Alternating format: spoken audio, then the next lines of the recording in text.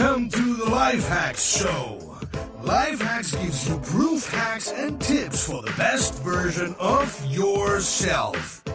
And here's your crash test dummy for a better life, Marcus Meurer. Hey guys, what's on? This is another episode of the Life Hacks Show. Today with Daphné. Daphné, maybe you introduce yourself. Thanks for being on the show.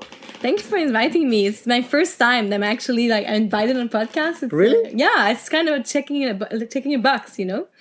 I'm Daphné and I work on Nomadbase. It's a platform for Digital Nomad, and I've been Digital Nomad for a long time now. About 4 years, and I started as a freelancer. I was working in marketing and management, and I did the travel. I traveled a lot and worked with different type of clients. And now working on Nomadbase is a really good kind of new chapter that starts as just right at the right time. You know, you're just at the right time. You're just building something that represents your what you like to do, what you like to to work with digital nomads. And for me, to promote digital nomadism and remote working is really important to me. It really comes from my heart. So just feel at the right place right now. Yeah, I can tell. I definitely feel how passionate you are about this whole movement, about this whole lifestyle. When we first met, I really felt the power, and now we are collaborating and working together with your Nomadbase project and DNX. And I always said to Phil, wow, she's really into it. So somehow maybe we want to try to get you on our team, but now you're fully involved with Nomadbase. We'll see maybe one day. So maybe you can talk a little bit how you got into this position at Nomadbase. Yeah, I mean, it's very funny because everything started at DNX Berlin. Last summer, so it was in August 2015, and it was really amazing because I had a call. You know, I really wanted to go. It was my first time that I was seeing an opportunity to meet other digital nomads, because I've been traveling around and working on my side by myself without really being close to the community. And for me, it was the first time I was seeing an event like this that was open to everyone to kind of get together and meet other people like you, you know. Yeah. And so basically, when I attended to go to DNX, I bought my ticket. I was really excited, but I never bought a flight ticket. And when I arrived to the DNX, so the date was coming, I had no money because I had a really big.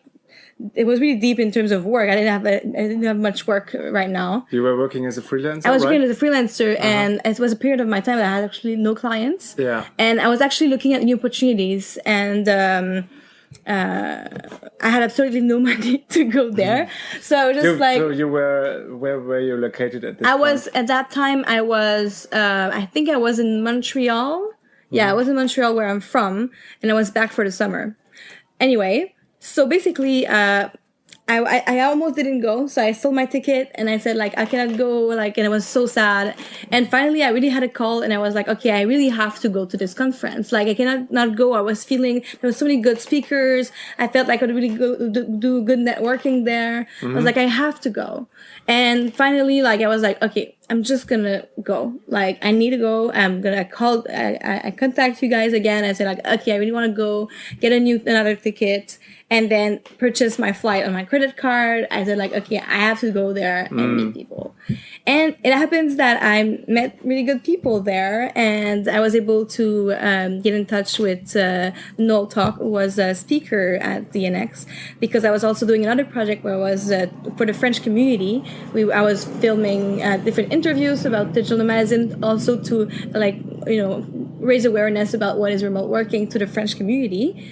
So you were always totally about getting the word out? Oh yeah, I've always been very excited about remote working and, getting more and more people, because my goal mainly personally is to make remote working something that becomes the more normal, more something, that everybody know about and everybody gets a chance to try. And it's not something that is so hard to do, So I have a passion to just get more people to know and more. Even some people call me the remote working preacher. Like if I'm just want to like get people in my I don't know, my as a guru and everything, but I just want people to know that they can do that for a living.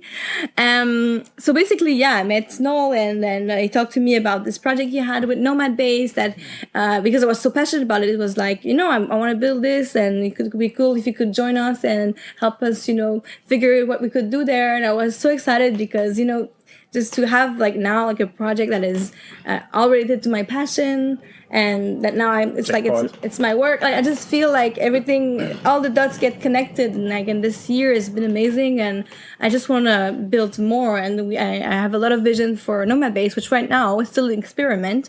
We've been experimenting at visualizing the community on a map. So basically, what it is that we have all our users you can log in on a platform, and then you can connect all your social media to the platform. And this way, each time you check in somewhere, we pull this information, and we're able to pull the city information only and put you on the map. So what happens is that everybody check in everywhere, and we were able to like pull all this information and be able to see where everybody is in real time. Yeah. So then when you arrive somewhere, you can say, okay, I'm going to Barcelona. I open Nomadbase. I see the list of people who are there, and then we'll be able in the future to be able to chat with them even. Wow. So and then I'll also see like who's there, who's in the city, what kind of co-working space. Like, we have a lot of vision to maybe really have like a tool that we can have for digital nomads that people can use every day in there to have. And basically to have a better lifestyle, to make this more easy, and this, it's one of the biggest pain points ever still. No? Yeah. Since so many people are trying to build something and connect the community, but still there are so many lonely travelers or so many digital nomads who feel lonely at the on the road, and they need someone to ping ideas on the same level, and they need to be surrounded by entrepreneurs and like-minded people, like what we are doing at the camp now. Yeah. Maybe you can underline it. It's just like magic when you bring like 40, 50 like-minded people together. This is not comparable to doing this stuff all on your own or alone and without getting any feedback. No, it's amazing. Here you get feedback, and you can people are so many different skills to teach you, to share. Everybody comes from a different background. It's really amazing. Even me, I was that kind of person who was alone.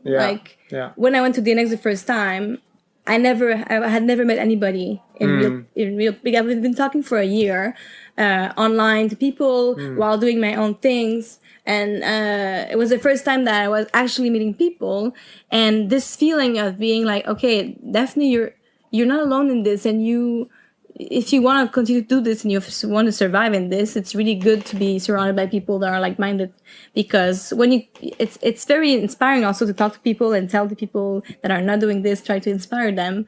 But at the same time, at one point you need to be surrounded by people that can help you to evolve, and I really needed that. I needed to evolve and be surrounded by people that can bring me to another level. And to do this, I need people that understand where I come from. And this is exactly what happened with everything just in 1 year. Like, I can't even imagine like how my life evolved in the past year. It's crazy. Yeah, it's crazy. I still remember the day when we met first at Beta House, I think. Yeah, and this is just 1 year ago, more or less. Yeah, it was like, I think it's 1 year. I was just like, hey, do you need help on DNX? Maybe I could just hang out and help. And we said, yes, for sure, but it's a German-speaking event. What May, right? And I was like, can I just go to the party so I can just meet people?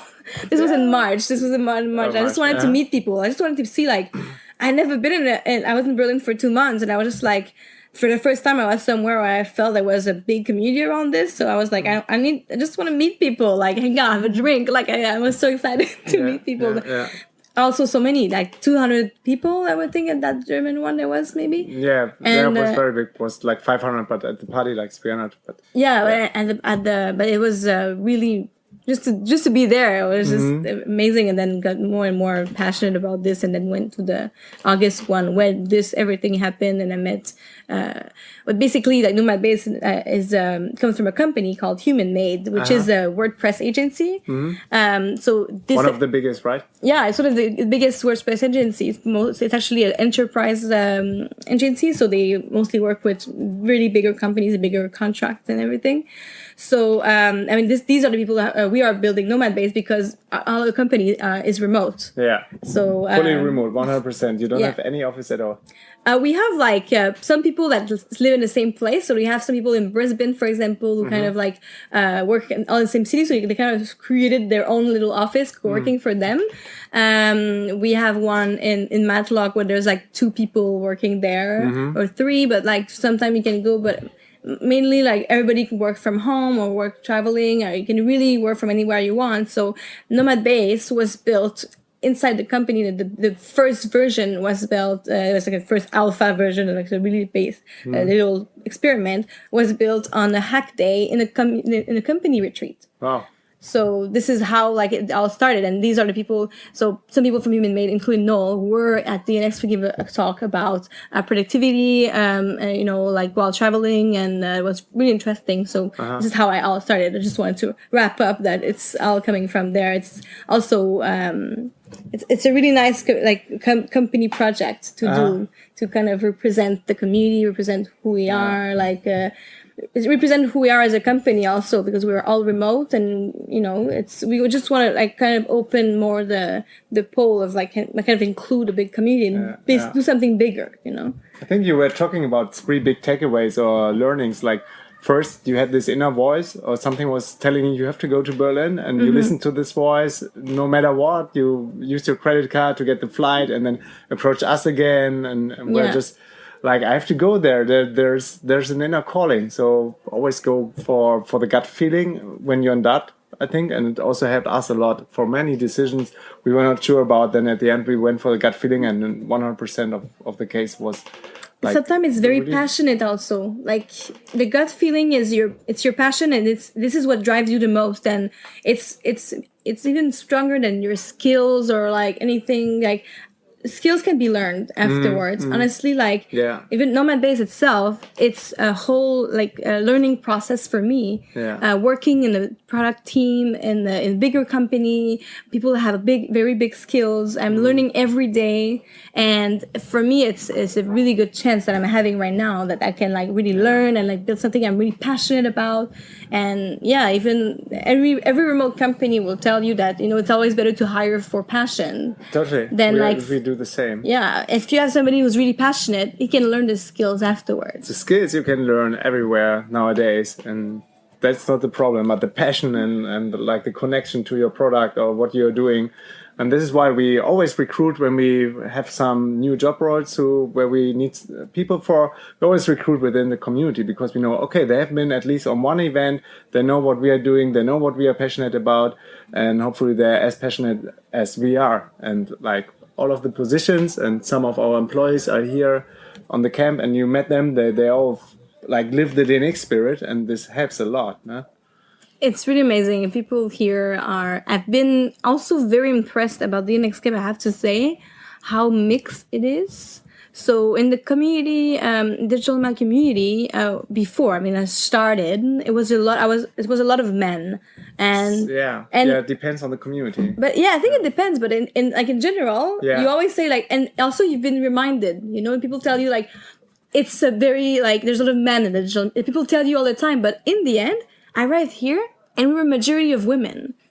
And also in all events, on the conferences. In the conference, everything is mixed. And like people are telling me that it's like actually in most tech communities that I've been seeing, like communities online for in the tech world, different topics. I feel like the remote working kind of community is very, very mixed. It's very like there's a lot of women, a lot of men. It's sometimes more men, sometimes more women. It's always, but it's really mixed, and everybody have different skills from different background. Like honestly, it's a very good experience to feel this, and mostly a camp like this where we were about 50 people here, all coming from different background, and with a lot of people also you kind of really see a big amount of people, big amount of skills, and when you're 10 people with a smaller camp, it's also very good, because if you're a bit less, you can really build a good business relations. And I already know there's people I met that I'm like, I feel like I will still contact them again and see like, hey, can I help you on this? Can you help me on this? I also know about other communities like the Dynamic Circle, that they have this huge problem about getting really women into the community, and they're talking and discussing a lot in their closed inner circle in the forum. I know from these threads that they want to attract women somehow, but they don't know why. But I think the problem is because they are very tech driven, and I would also say very money driven, and they build up like really huge businesses which are really cool. But what some people in these communities are missing is the empathy, or doing sustainable things, doing like things that the people on the camps or on the next conference, they really want to change the world. I feel it. They're green, they're sustainable, they live a healthy lifestyle, they do yoga, they do meditation. These are all topics you don't find not very often in the other communities. I think this helps a little bit. I mean, I could, if you want me to share my opinions about Dynamite Circle, I'm happy to talk about it. I've met many people. I've been on the Nomad cruise for 12 days from Colombia to Lisbon, which was a really cool opportunity also. Project to do for just crossing the Atlantic is amazing. But I met a lot of people from the Dynamite Circle there, and everybody I met there were all men. Yeah, all of them. They have 90% men. So for me, like honestly, like I think the way the Nomad Circle is built is really I don't know. For me, I feel it's not really attractive for women, just in a way that it looks really like a bro club of businessmen. Yeah, people call it like you know, so it feels more like this. So I think though that the essence of it is really interesting, because it's actually like people are really helping each other in business, and this is really interesting. You have like I met all the people. They all work about they all have different backgrounds, and they kind of all get together. They have meetups. You can arrive somewhere. You have like the juntos. You have like you can already know like, okay, I have people from DC members are there, and the fact they're from DC, you kind of know that, okay, these people want to evolve in their business. We can help each other. There's kind of it's not just a community, it's also something that can be, and they're very skilled. They have all great backgrounds. There's many different types of skills also, but still the way it is, it's not really attractive for women. I mean from what I've been looking at, and honestly, like I'm usually not really blocked by anything that is mostly men or women. It's just that I feel like the maybe not just for women, maybe some men also are not attracted by this. There's something there that I think that should probably evolve in something a bit more, maybe you're right, maybe something more sustainable, or maybe more bring more women figures also, maybe creating events and bringing more women to their events, and kind of they're trying hard, I know. But I think the problem is the problem in itself, because there are not many women. They are not attracted by all these men or the bro club, and so it just attracts more men, and which attracts way more, even less women. So it's because in the end, there is also like women digital nomad clubs. You know, there is there's a cool new project now, Digital Nomad Girls, and then there's like kind of new projects, and you know, but I don't like to separate things. Same for me. I don't like also to make this topic too huge, because it shouldn't be a topic. It shouldn't be like this in the camp, that we have like by natural 50-50. It's normal, like in the rest of the world, there are 50% more or less 50% men, 50% women. We shouldn't discuss this too much. But you're right. I really like that attitude, and this is in the camp, you know, like for the first time I was like, I could actually like say, okay, this is really cool. It's actually like 50-50. I had to mention it. It was you were standing up and mentioned it in front of the group, right? Because I think this is what we want, and this is what anything should be like. And it's true that you say that it shouldn't be even a subject. No, we shouldn't even have to. This is why I don't like these quotes or something like and there should be more women, because also with quotes you discriminate men on the other side. If a man is better on the stage and more outgoing, we had this discussion for the German DNX, like why do you have always so many men and so less women on the stage? And I can just tell that we got way more applications from men, and they are just maybe a little more outgoing, have more self-esteem, but as soon as they are good women, for instance, in the workshops or masterminds, we have always like, again, 50-50. But this is not just DNX. It's something that DNX cannot solve it alone. They can make a lot of effort and everything, but anyway, like in general, there's always that topic. Yeah. And But in the end, I remember your MC at DNX Berlin was amazing. She was a woman. Yeah, from and I don't remember Austria. her name, but she was so amazing. I loved her. I want her to come back. Please come back in the next DNX. Yeah, I really loved her. She was super like energetic and all. Yeah, we always, if we see some talent in some persons or especially women, we bring her on the stage. So yeah, for me, it's like me. I have to talk.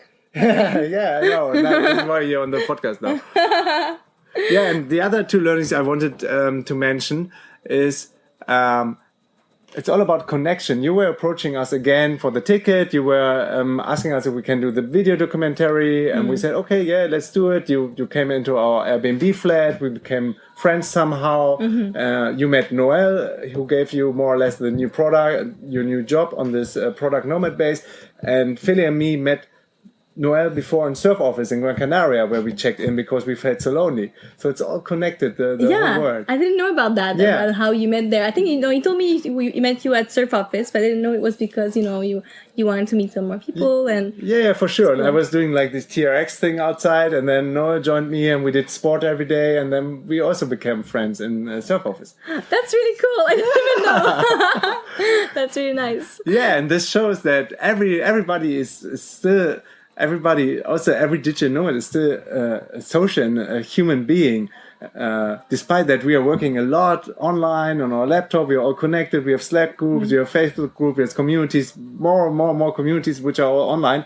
We still need this interaction and vice versa in person. And I think this is also one of the key success factors. And on the other side, I always feel a little bit sorry because many people don't get it and say, hey, we are nomads. For instance, in #nomads, which is a chat for digital nomads, many people say, why do I need a conference? It doesn't make any sense. What are they doing, the DNX guys? And so they don't get the fact that it's so important once you look each other in the eyes.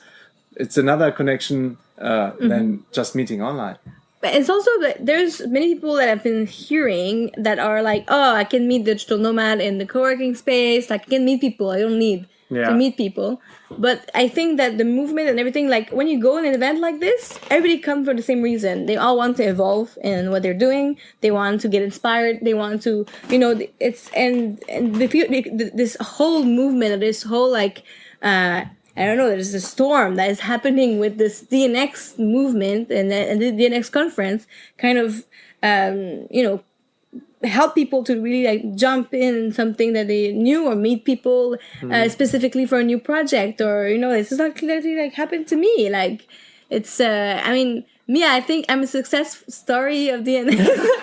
I'm really feeling like that. So I'm really proud to say that I'm a success story of DNX Berlin, and I want to help other people to go through this. And to be honest, we just are thinking about setting up something like success stories, DNX success stories, because Philly and me don't know about many stories, but many people approach us and say, you know what, I found this job on the last conference like you. And then another one approached me, yeah, thanks for this job board, DNX jobs, it works really well, I found already 2 jobs. And then Yannick from the camp said, thanks for the job board, I just announced a job, I already have 15 applications. And then another one said, yeah, thanks for the party, I didn't end up lonely, it was a good night in the hotel. So there are so many things happening business-wise and personally-wise, or I think there are already couples which met on the DNX.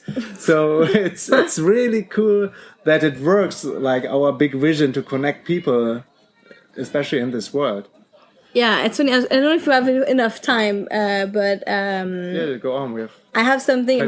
Because you talk about like couples meeting on DNX, and also, this is something that it's very natural because everybody has the same mindset. It's more or less lonely. Exactly. At the same age.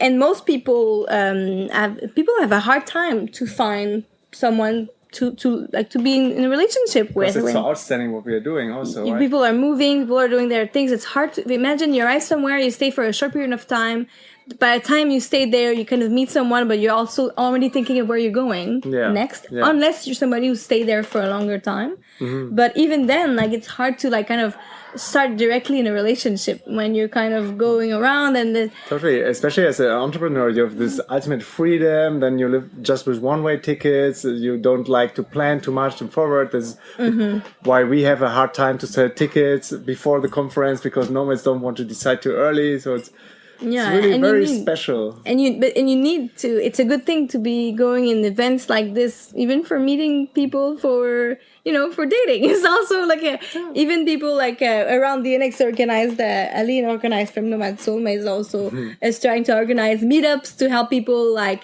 kind of get together for dating, which is another approach. But it's a serious challenge. No, it's really a challenge. And people ask me, I get interviewed, like, what's your biggest challenge? Like, well, love on the road is pretty hard, like, it's something that is also there's Wi-Fi, there's also love, it's like, it's also important. I know many nomads who date on Tinder then. It seems to work quite well. I always heard good things about it, but it's not for, I think, ongoing relationships. It's just like having some fun when you need to have some fun. But at the end, I think everybody's looking for someone on their same level and like-minded people. And look, you were lucky. You started in a relationship, boom, and then traveled the world. It's an amazing, beautiful story. Yeah, it is, but it was never planned like this. So this is how, like you were talking about connecting the dots. It's like Felicia was always traveling her whole life, and I never traveled far or a lot. So I was not that addicted like Feli. And she said, come on, we have to see the world. I said, no, it's okay where we are, Berlin, I have a good job. I was really like very conventional. Like I had my flat screen, I have a car, I had a big job title. I was like really the normal guy, the normal career guy.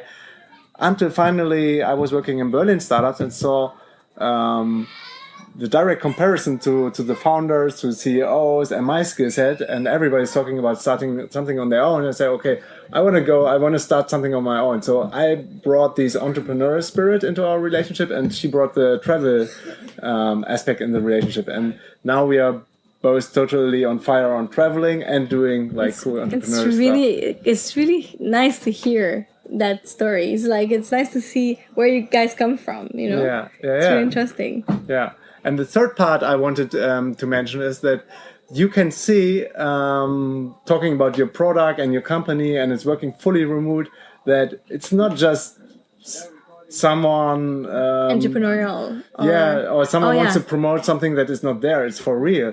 So maybe you can talk a little bit more about how it is if you have to set up Skype calls or working in different time zones. How do you track your progress? How do you communicate with your team members?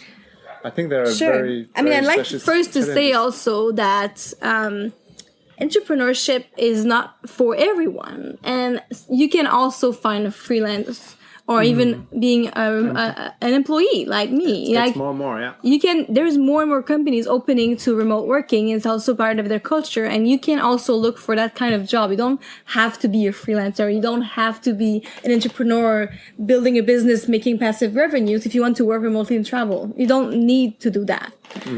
But there's also the option of being on salary on a remote company, and this is going to be even more possible with the next years. Like, it's going to be easier and easier. But we see it everywhere. It's just starting, and just in the past year. In the valley, they're the first movers, and there are more and more startups which are already founded fully remote, because they see if they can't compete with the other remote companies in the war for talents, then they are fucked, especially for people like coders. They won't sit anymore in any offices. But you can just imagine Human Made, how it started was because they were two brothers in Matlock in a really like remote city in London, and they wanted to hire a developer. There's nobody that they can hire there. So they already started to hire outside. And this is how they started kind of hire people outside and remotely, and and it started like this, and then Imagine now the difference. You can hire in the whole world, or you can just hire in London. or convince people to come to London. But they were not even in London. They were in the countryside, like in the city. Like, can you imagine? Like, I don't know, you're from Berlin, and then somebody has a business in a little countryside, and they want to hire a developer.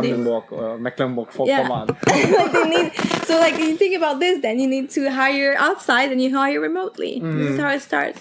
But you were asking me about the tools that I use, or how is it working fully remote?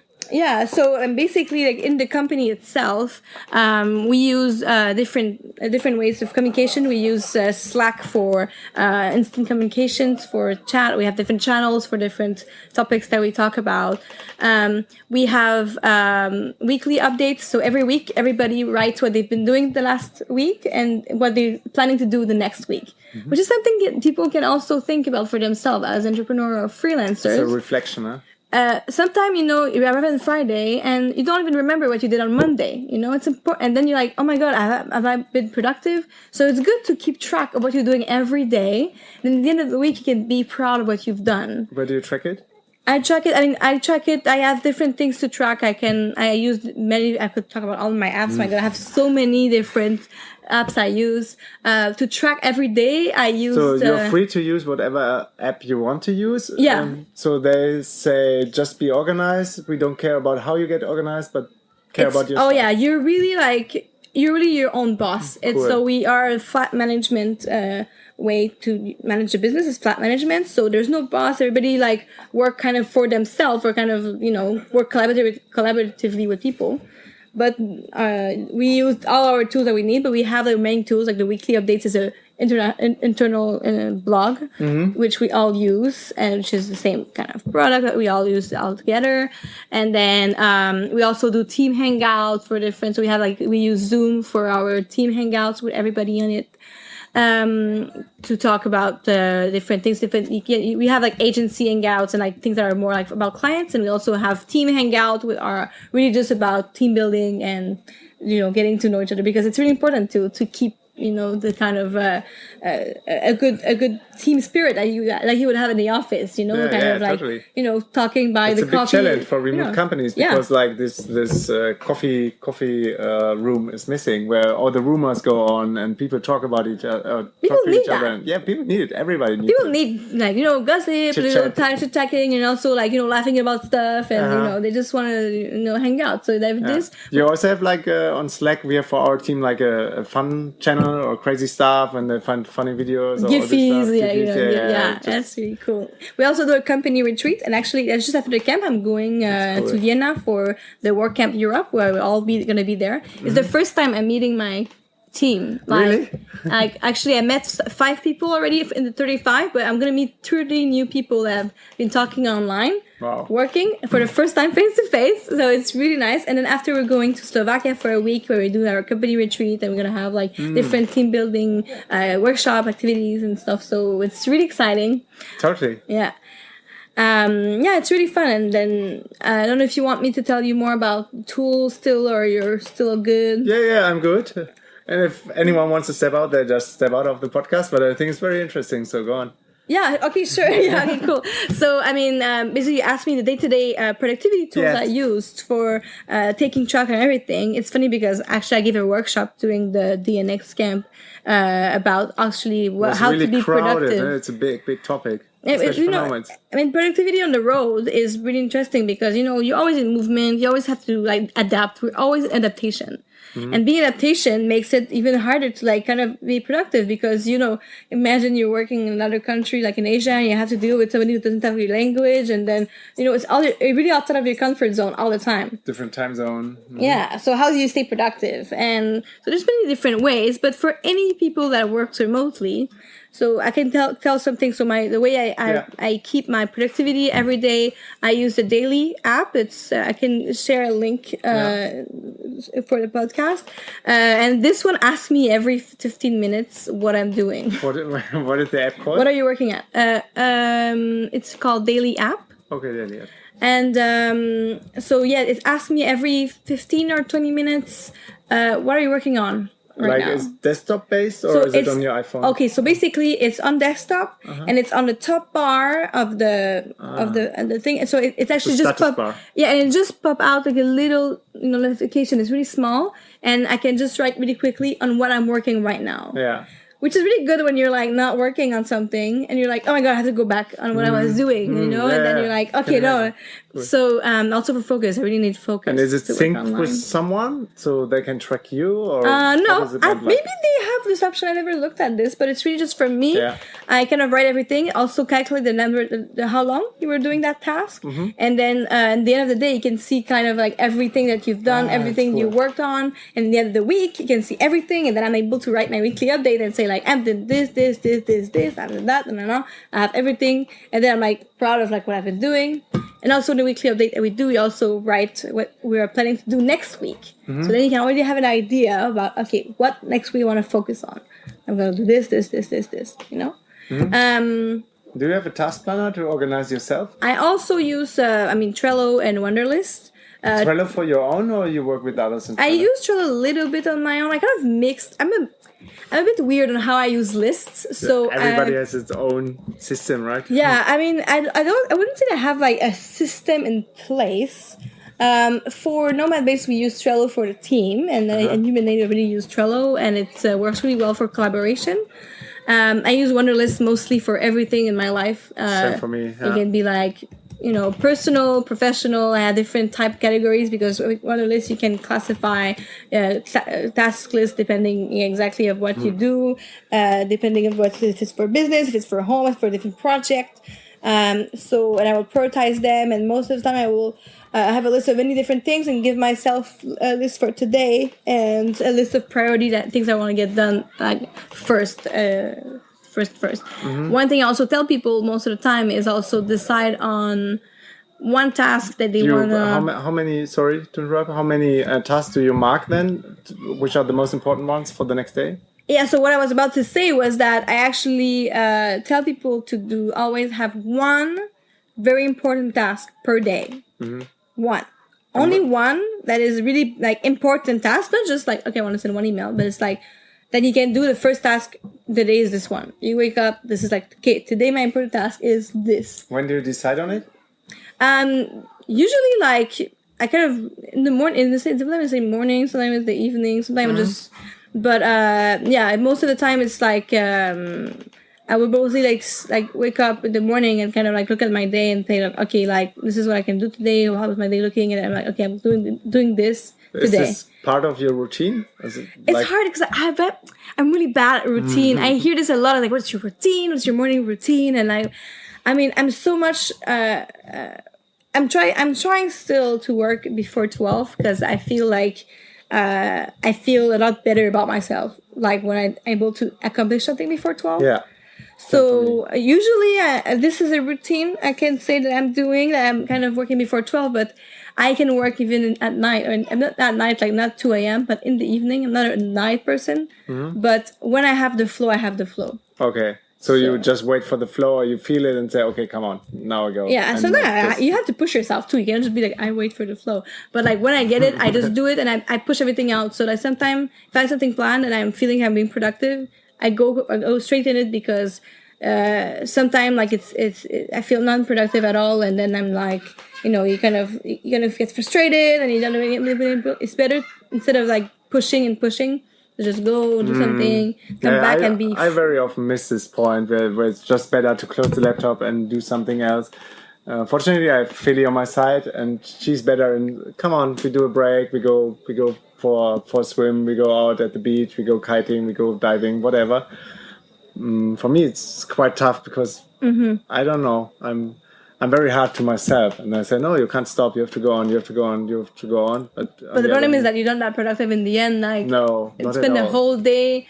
Or like Wi-Fi is not working, you're like waiting for sending your email, and then you're just like, oh my god, it takes so much time. You're just like, look, even if you stay there, you're gonna be frustrated, and in the end, it won't happen. Like it just I have been in a situation with so bad Wi-Fi sometime, and I'm just like, okay, like there's only one thing which is even worse than having no Wi-Fi. It's like having very, very, very little Wi-Fi and always being tempted and always hoping like, we'll catch up and maybe synchronize this mail and maybe it will synchronize my Dropbox. I will wait. And then just opening more and more tabs, which are very useless for yourself, just to wait for... I'm happy I'm not alone. It's just like, people talk about this, you're like, oh, okay, so I'm actually a normal person. Yeah, totally. No, yeah, so like, I'd say the productivity... There's many different tools we can use, and people all have their own system. I cannot tell someone one is better than the other. No, it's finding your own way, finding the flow you can. I think it's important to know that a tool itself is not the solution. The solution is setting up a system and then really work with these tools. So you can set up and install as many tools as you want. It doesn't make your business any better or any more organized. Before, I needed really to have like an office feeling to be productive, and now I can just. I'm really like, I don't know, I get used to Nomad thing, or like I just work when I laptop wherever. I have also, so I tell people something I do also is kind of try to set up the same routine of work, which is what represent work to you. So before I have a roof stand, I need to like have my setup and all. But now, because like I move in different places, I sometimes work in the train and the plane and like the coffee and I have to move around and the internet doesn't work. So now it's just like laptop, headphones, noise cancelling, and brain.fm, which is like a website I just discovered, and I can also give the link. But brain.fm is a really good way for you to focus. So me, I'm a bit always saying sometimes I have an attention deficit disorder, and I have to deal with this doing remote working, which is really hard. I don't have this like officially, but I'm just like I need to focus all the time. But this brain.fm. So it gives it's like brain waves. So it's like sounds that really helps you to focus. It works. Didn't know about this. It works so well on me. Like I just feel like I get really concentrated, and the sound just makes you. I don't know if it's.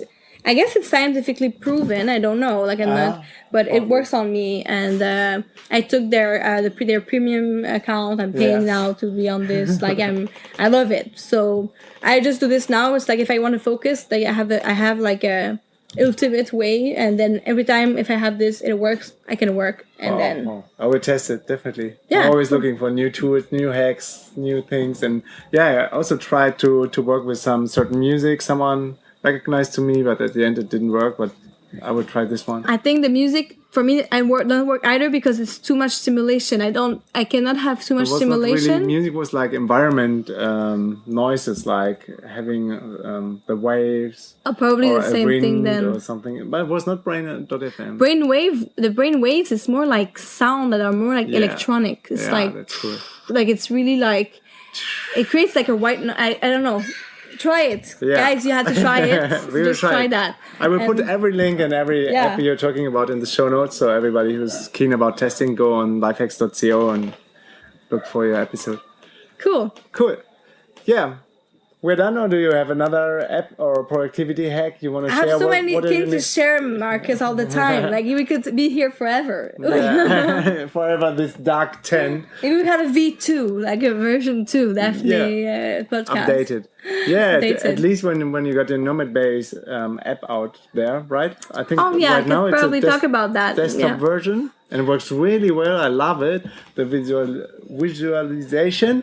Once I put also my Facebook header because I was so proud about all these stations that I was traveling already. So, I mean, right now we're experimenting at visualizing the community. So it's kind of like showing this anonymous community, which is everywhere in the world. In the end, we're like a big amount of people that are representing a movement, you know? So, basically, right now, we decided to take this web app that we're building and work on a mobile app. So right now we're working on a mobile prototype and we're building this. Is it only for iPhone? It's only for iPhone for now. The first one we'll do will be for iOS for sure.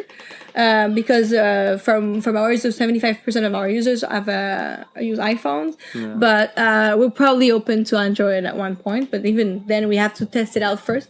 So we're working on a mobile version, which is going to be a lot more accessible, a lot more present in your day-to-day life. Because with the mobile, you can do so much more. It's so much more practical. People traveling are always with their iPhone. They have different type of apps they use. I see it in the stats how it changed in the last just 4 years when we started our first online projects, and now where people are listening to the podcast or surfing on our websites or checking in, or it's all mobile. It's all mobile, not just iPad. It's even iPhone. Oh yeah, so I can say that to people that DNX. So right now, Nomadbase is closed. It's a private network. So to get in, you need to have an invite code. So I can give an invite code to people. If you type in the invite code DNXHUB, DNXHUB, you'll be able to get in and to be able to have access to Nomadbase. Cool. Thank you very much for this. Pleasure. So yeah, DNX Hub. DNX Hub. Or smaller case, bigger case, lower case? All cap. All cap. Okay, I just write it down for the show notes, guys, so we won't miss this one. And it's in nomadbase.io is the website. I will link it. Okay, cool. And do you know any estimations when it will be live?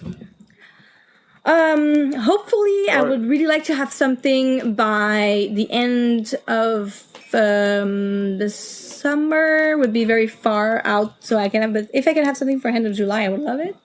But something realistic would probably be like August, end of August. But you never know how it happens, and then we will make sure to we're gonna have like different beta versions. We will probably test out a little bit more before we actually publish. Yeah, invite me if you want. Yeah, of course. I'll send you the app, and then you can test it out and give me feedback. Would love and if anybody wants to do that, also they can reach out. Yeah. Great, Daphné. Yay. Thank you for being part of the camp. Thank you for being part of this great interview. Thank you so much for inviting me. I feel like I did I accomplished something to be in a podcast. I'm really happy. And I was wondering, because I think podcasting is like the new real deal. It feels like everybody's starting a new podcast around me at the moment. So, and you're deeply involved in the nomad scene and the nomad movement, and this is why I was asking you. I was already a little bit worried, like, I need Daphné on my podcast, and she's leaving already tomorrow, and hopefully she can do it today. So it's cool that you did it, and it's very cool that, now you determined your time for being on my podcast for the very first time in your life. It's really nice. I feel honored. Yeah, me too. Thank you so much, Marcus. Thank you so much, and have fun, guys. Peace and out. Yes, yo. This was another episode of the Life Hacks Show. If you love what you're listening to and can use some of the tools and hacks we are sharing on the Life Hacks Show, I would be more than happy if you can give me a review or rating on iTunes. Follow me on facebook.com/Moira Markus and just ping me and give me some feedback. That would mean the world to me. So long, have fun, peace and out.